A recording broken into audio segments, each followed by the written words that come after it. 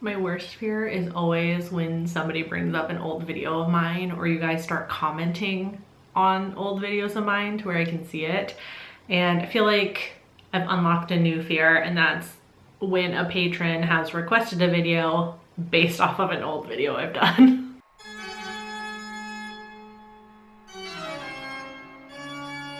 Hey there, creepy peeps. My name's Nightmare Maven. Welcome back to my channel. If you're new here, welcome. I talk about horror movies, books, and TV shows like today. It's all spooky all year round, so if you end up liking this video, maybe subscribe. So thanks to Mike from Rotted Reviews for requesting this video. As I said, it's a Patreon requested video. I'll link Mike's channel whatever side and in the description. You should definitely check out his channel. All right, so we are talking about season 1 of Sense8. Sense8 follows 8 strangers around the globe who find themselves connected, first by a violent vision, then by their shared ability to connect with one another's thoughts and actions, and finally by the urgent need to find out what happened and why. Their need to know goes beyond simple curiosity. As they pursue answers, a mysterious organization hunts them down, intent on destroying them. As I mentioned, Mike requested this video based off of an old video. I don't even know how long this like series of mine lasted, where it was literally just like called Try an Episode. And I would watch an episode of a TV show and give my like initial reactions, what I thought, would I keep watching it potentially, etc., etc. So despite how much I cringed, I went back and I watched that video where I talked about the first episode of season 1 of Sense8. So just to summarize really quick, what I liked was the inclusivity of the characters, definitely a diverse cast, appreciated that. But in the more negative sense, I was overwhelmed by the sheer amount of main characters. So going into it this time, obviously I was a bit more prepared for the amount of characters. I found that I mostly remembered everything that happened in the first episode when I started to watch it. Obviously I rewatched episode 1 again. And so this time around I was obviously prepared for the amount of character development that starts to happen in episode 1. And then it ends up continuing on through season 1. But needless to say, I had a much better time watching the show this go around.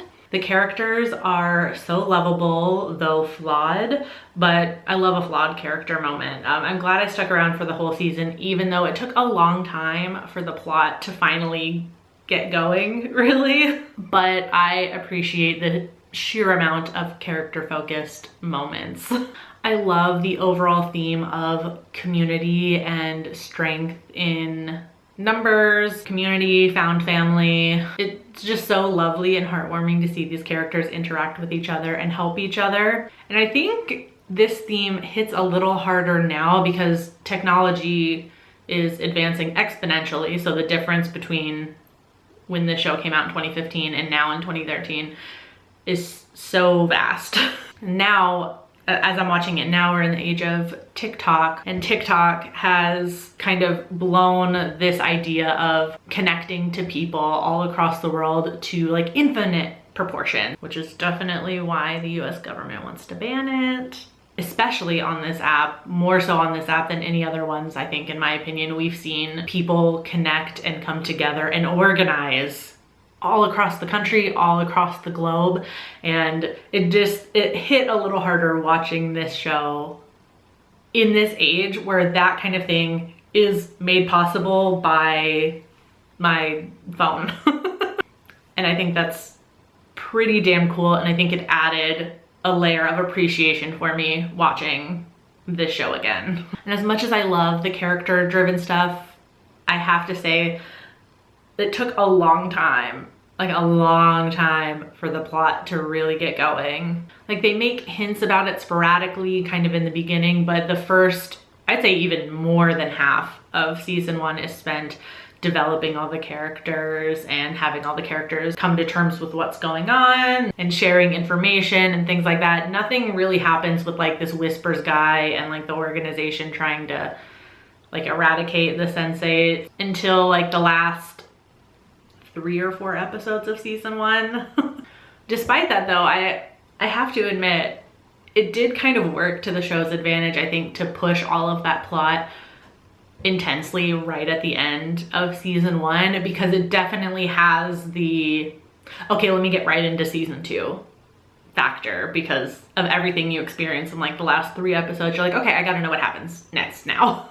Might be a little bit confusing the way I'm talking about it. It's like, did I like it? Did I not like it? I think the answer is both. I think it was at times a little hard to keep watching, because in the back of my mind I was like, okay, when is the plot gonna start to move forward though?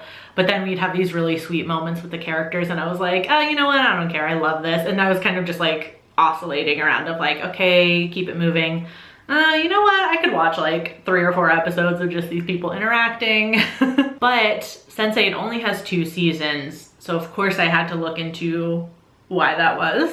I think the general consensus on the internet is that the cost outweighed the interest for the show, but also I think we have to take into account that this is a Netflix original, and Netflix is notorious for canceling shows if it doesn't meet their desired metrics, which honestly I think are a little insane. But after watching the entire first season, I can see how expensive this show must be to make. Do all of these shots like twice, thrice, 4 times to get these really complex scenes of the characters being in and out to like convey them being connected mentally but not actually being there with each other. Just the time alone I'm sure cost a lot of money, because you got to pay all the crew and all the actors to be there for all this huge amount of time to film this. I can only imagine it took a lot of time to accomplish and therefore a lot of money, but it looks great. I am nervous to watch season 2 though, I have to say, so I'm gonna rely on any of you in the comments that have seen season 2 of Sense8. Knowing it was canceled, I'm worried as to whether the show's gonna have like a super open ending, never ever going to be resolved, or they're gonna pull like a Penny Dreadful and just like force in a conclusion really fast and kind of condense the storylines down to wrap them up quickly to at least give it an ending, but then ultimately like kind of be unsatisfying because it ends so abruptly. So please, if you've seen season 2, in the comments, as spoiler free as you can, just let me know, is it an open ending that's unfinished, or did they try and quickly conclude everything? Just give me that information if you don't mind, so I can mentally prepare myself. Thank you again to Mike for requesting that I finally finish this show and making me keep my promises, I guess. Can't wait for y'all to see what he has me watching next month. Real excited about it. If you ended up liking this video, give it a thumbs up, subscribe if you're new here, become a creepy peep today, and I'll see you very soon with a new video. Until then, stay strange. Bye.